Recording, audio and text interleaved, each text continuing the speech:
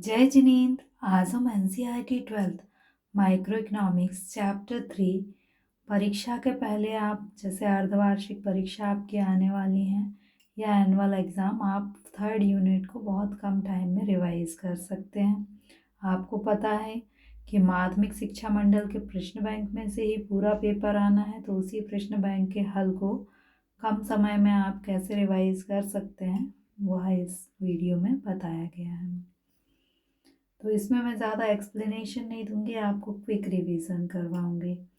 पहला है, पैमाने के बढ़ते प्रतिफल की दशा में उत्पादन में परिवर्तन तब होता है जब सभी साधनों में परिवर्तन, जब हम उत्पादन के सभी साधनों के अनुपात में परिवर्तन करते हैं तो उसे हम क्या कहते हैं, पैमाने के प्रतिफल का नियम। स्थिर लागत को क्या कहते हैं, पूरक लागत कहते हैं। एक फर्म अपने स्थिर साधनों को किस अवधि में नहीं बदल सकती, अल्पकाल में नहीं बदल सकती।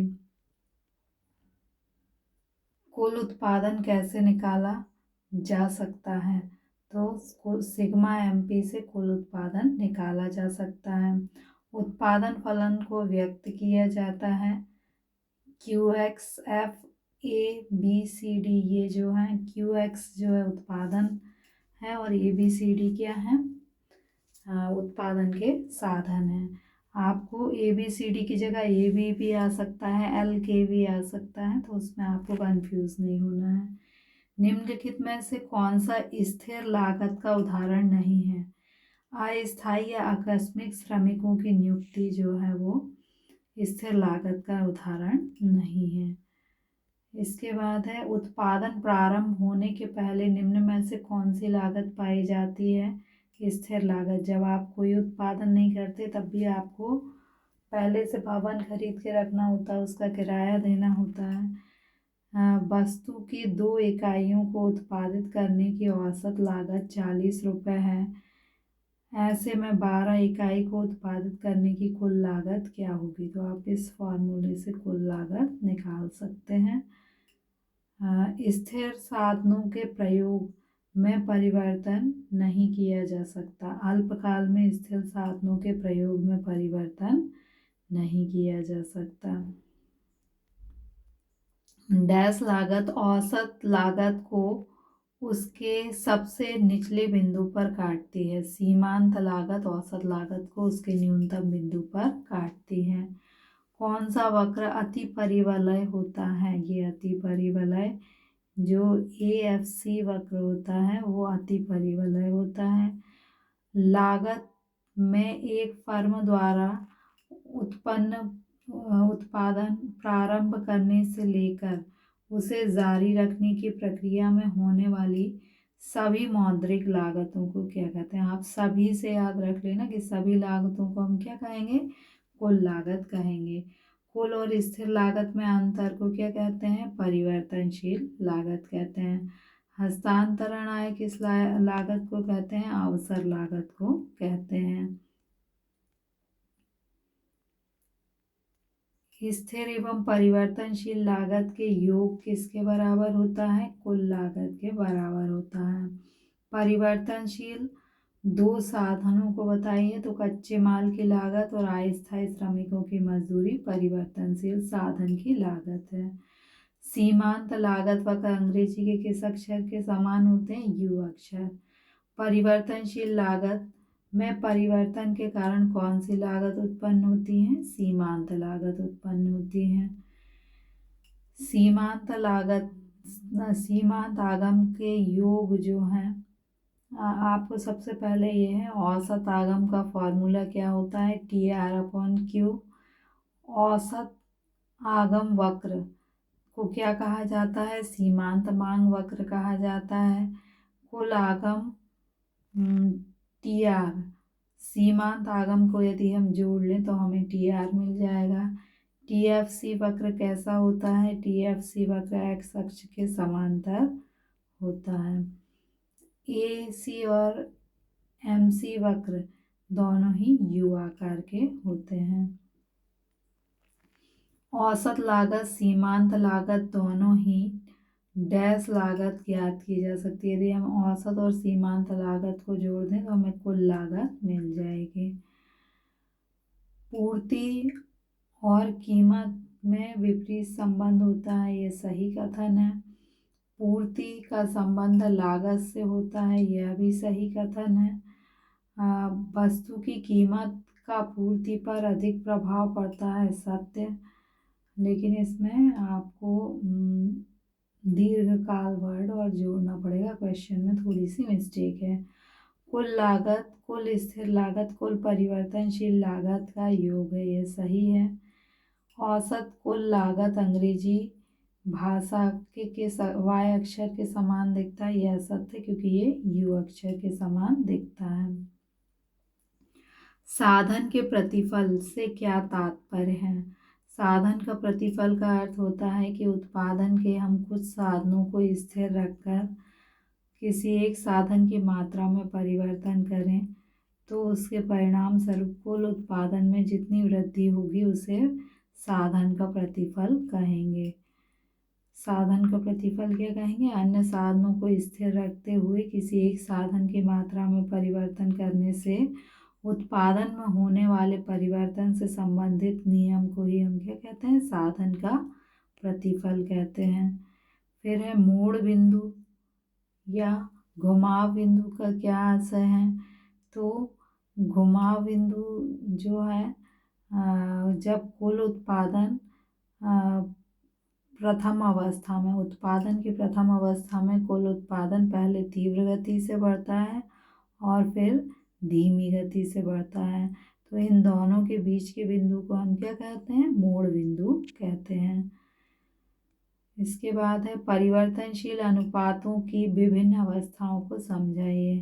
परिवर्तनशील अनुपात की 3 अवस्थाएं होती हैं और तीनों अवस्थाओं में कुल उत्पादन, औसत उत्पादन और सीमांत उत्पादन पर अलग अलग प्रभाव पड़ता है।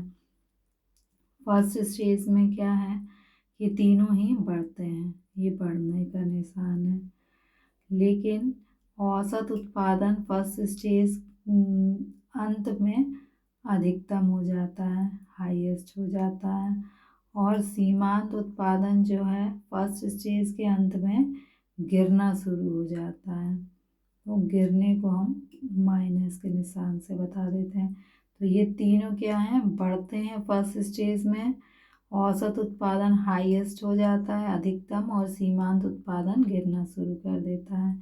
द्वितीय अवस्था में ये कुल उत्पादन बढ़ता है और ये दोनों क्या हैं? गिरते हैं। कुल उत्पादन बढ़ता है और हाईएस्ट पॉइंट पर पहुंच जाता है और सीमांत उत्पादन जो है शून्य हो जाता है। तो ये आप निशान से याद रखेंगे। तृतीय अवस्था में तीनों गिरते हैं और सीमांत उत्पादन ऋणात्मक हो जाता है। तो यहाँ भी हमने ऋण का निशान लगाया, यहाँ घटने के लिए हम ऐसा निशान लगा लेते हैं। यानी पहली अवस्था में तीनों बढ़ते हैं, औसत उत्पादन हाईएस्ट हो जाता है और सीमांत उत्पादन घटने भी लगता है। द्वितीय अवस्था में केवल कुल उत्पादन बढ़ता है, बाकी दोनों घटते हैं, सीमांत उत्पादन शून्य हो जाता है और कुल उत्पादन हाईएस्ट हो जाता है। तृतीय अवस्था में तीनों घटते हैं और सीमांत उत्पादन ऋणात्मक हो जाता है। स्थिर लागत एवं परिवर्तनशील लागत में अंतर को स्पष्ट कीजिए। स्थिर लागत स्थिर साधनों स्थिर लागत का संबंध स्थिर साधनों से होता है और परिवर्तनशील लागत का संबंध परिवर्तनशील साधनों से होता है। स्थिर यदि उत्पादन का शून्य स्तर हो तो स्थिर लागत शून्य नहीं होती, जबकि परिवर्तनशील लागत शून्य हो जाती हैं।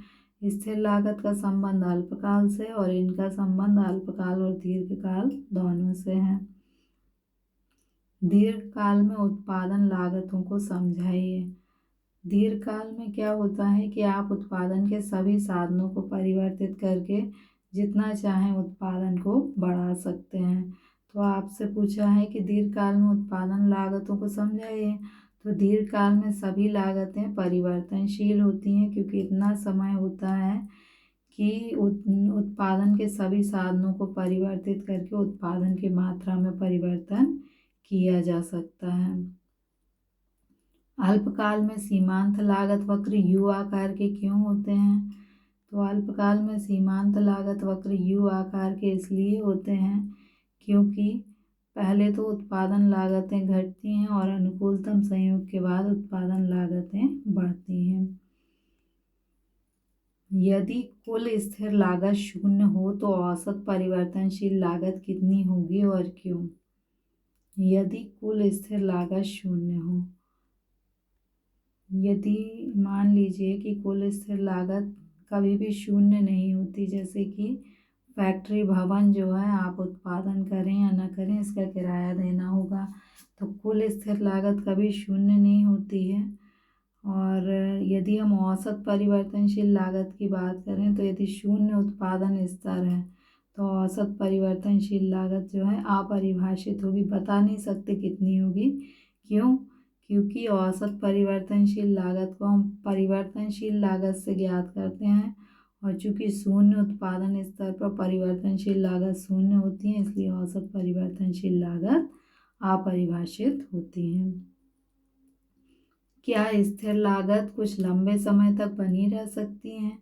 तो जो स्थिर लागत है वो लंबे समय तक नहीं बनी रह सकती, क्योंकि लंबे समय में हम प्लांट का आकार परिवर्तित कर सकते हैं, उत्पादन के सभी साधनों को परिवर्तित करके उत्पादन को बढ़ा सकते हैं। तो नहीं, स्थिर लागत लंबे समय तक नहीं बनी रह सकती, क्योंकि लंबी समय अवधि में उत्पादन के प्रत्येक साधन परिवर्तनशील बन जाता है। परिवर्तनशील अनुपात के नियम की मान्यता बताइए। पहली मान्यता है कि उत्पादन के सभी साधन परिवर्तनशील हैं और एक समान योग्य हैं, विभाज्य हैं। स्थिर साधन जो हैं वो विभाज्य हैं और उत्पादन की जो तकनीक है वो स्थिर है। उत्पत्ति के जो कुछ साधन तो स्थिर होते हैं और कुछ परिवर्तनशील होते हैं। सभी इकाइयाँ समान रूप से योग्य होती हैं, तकनीकी स्तर में कोई परिवर्तन नहीं होता और स्थिर साधन अविभाज्य होते हैं। क्या दीर्घकाल में उत्पत्ति के साधन स्थिर हो सकते हैं? यदि नहीं तो कारण दीजिए। तो दीर्घकाल में उत्पत्ति के सभी साधनों को परिवर्तित किया जा सकता है, क्योंकि लंबी अवधि होने के कारण जो है आवश्यकता अनुसार उत्पादन के सभी साधनों को परिवर्तित करके उत्पादन की मात्रा को बढ़ाया जा सकता है। अल्पकाल में उत्पादक द्वारा उत्पादन प्रक्रिया की किस अवस्था को अपनाया जाना चाहिए और क्यों? तो अल्पकाल में उत्पादक द्वारा क्या किया जाना चाहिए? द्वितीय अवस्था को अपनाया जाना चाहिए, क्योंकि यदि वह प्रथम अवस्था में ही उत्पादन बंद कर देगा तो उत्पादन बढ़ रहा है, अब वो उस लाभ से वंचित रह जाएगा जिसे कि वह द्वितीय अवस्था में प्राप्त कर सकता था। और द्वितीय अवस्था में इसलिए उत्पादन करना चाहिए क्योंकि यहाँ पर उत्पादन अधिकतम होता है। तृतीय अवस्था में उत्पादन इसलिए नहीं करना चाहिए क्योंकि यहाँ पर कुल उत्पादन घट रहा है और सीमांत उत्पादन ऋणात्मक है, यानी लाभ जो है उसका क्या हो जाएगा? कम हो जाएगा। तो प्रथम अवस्था में उत्पादन क्यों नहीं करना चाहिए? क्योंकि वह द्वितीय अवस्था के लाभ से वंचित रह जाएगा। तृतीय अवस्था में उत्पादन क्यों नहीं करना चाहिए? क्योंकि इससे लाभ कम होगा। और द्वितीय अवस्था में उत्पादन क्यों करना चाहिए? क्योंकि यहाँ पर उत्पादन अधिकतम होता है।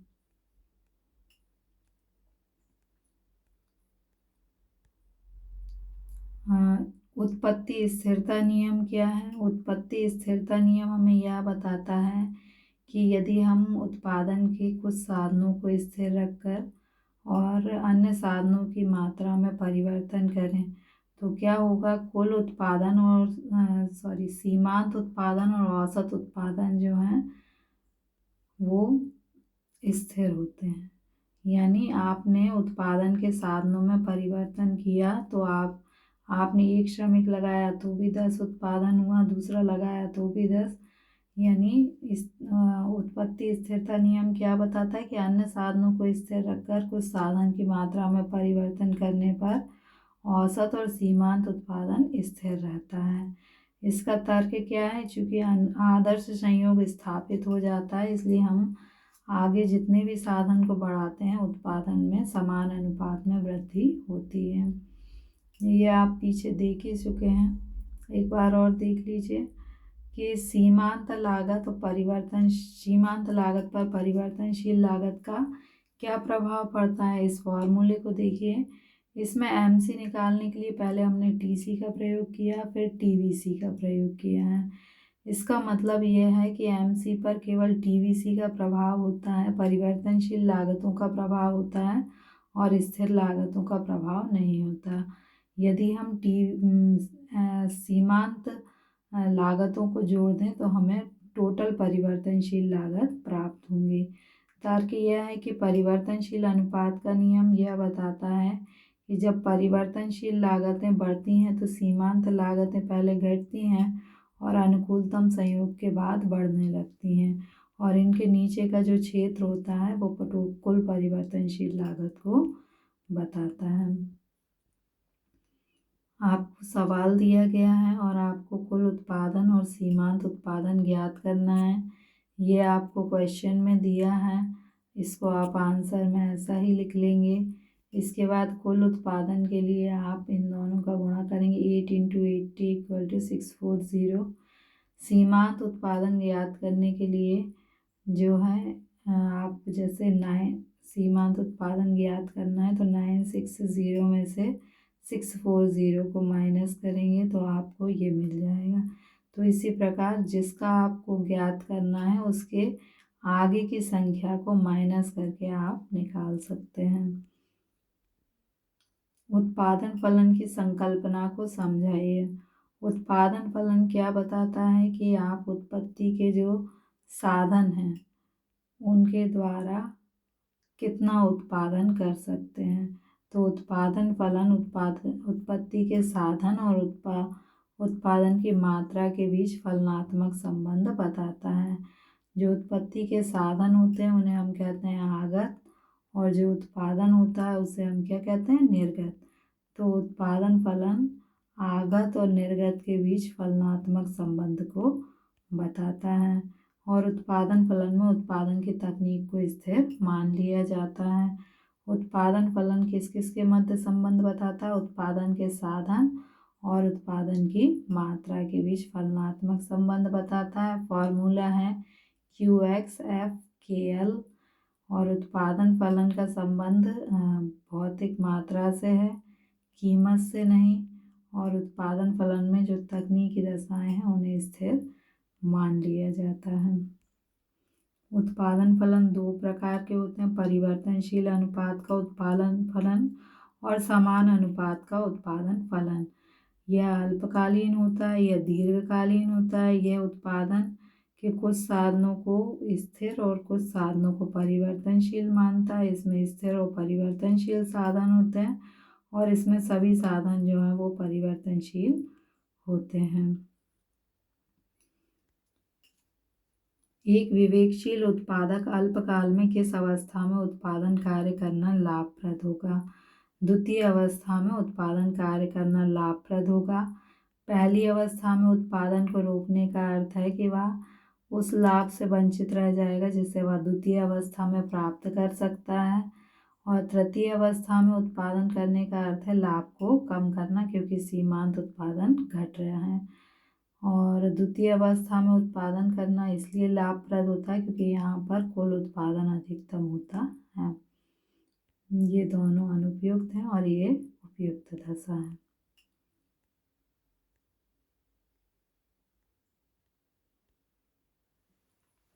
एक उत्पादन फलन ह्रासमान पैमाने के प्रतिफल को कब संतुष्ट करता है। एक उत्पादन फलन ह्रासमान पैमाने के प्रतिफल को तब संतुष्ट करता है जबकि हम उत्पादन के साधनों में जितनी वृद्धि करें उत्पादन में उससे कम अनुपात में वृद्धि हो। यदि आपने उत्पादन के साधनों में 100% वृद्धि की है और उत्पादन में 100% से कम वृद्धि हुई है तो ह्रासमान पैमाने का प्रतिफल संतुष्ट होता है। ऐसा क्यों होता है? ऐसा इसलिए होता है क्योंकि आंतरिक और बाह्य हानियाँ प्रारंभ हो जाती हैं। जब आप बड़े पैमाने पर उत्पादन करते हैं तो आंतरिक और बाह्य हानियों के कारण ह्रासमान पैमाने के प्रतिफल का नियम लागू होता है। आप साधनों में 15% वृद्धि करते हैं तो उत्पादन में केवल 10% वृद्धि हुई है, तो हम मानेंगे कि ह्रासमान पैमाने का प्रतिफल संतुष्ट हुआ है। चित्र में बताया गया है कि आपने साधन में 20% वृद्धि की तो उत्पादन में केवल 10% वृद्धि हुई, यानी ह्रासमान पैमाने का प्रतिफल संतुष्ट हुआ है। क्या दीर्घकाल में कुछ लागत स्थिर हो सकती हैं या नहीं? तो नहीं। दीर्घकाल में क्या होता है, हम उत्पादन के साधनों को परिवर्तित करके उत्पादन की मात्रा में परिवर्तन कर सकते हैं, इसलिए कोई लागत जो है दीर्घकाल में स्थिर लागत नहीं होती। जैसे आप भवन को स्थिर लागत मानते हैं, लेकिन दीर्घकाल में नया फैक्ट्री भवन भी बना सकते हैं। तो दीर्घकाल में कोई भी लागत स्थिर लागत क्यों नहीं होती? क्योंकि सभी साधन परिवर्तनशील होते हैं। दूसरा, उत्पादन के आकार में परिवर्तन करना भी संभव होता है। अब एक आपको सवाल दिया गया है और इसको आपको सॉल्व करना है। इसमें आपको निर्गत यानी आउटपुट निकालना है। तो ये आपको क्वेश्चन में दिया गया है। अब आपको इसमें वैल्यू रखना है एल और के की वैल्यू। एल की वैल्यू भी 100 है और के की वैल्यू भी। आपने वैल्यू पुट करी।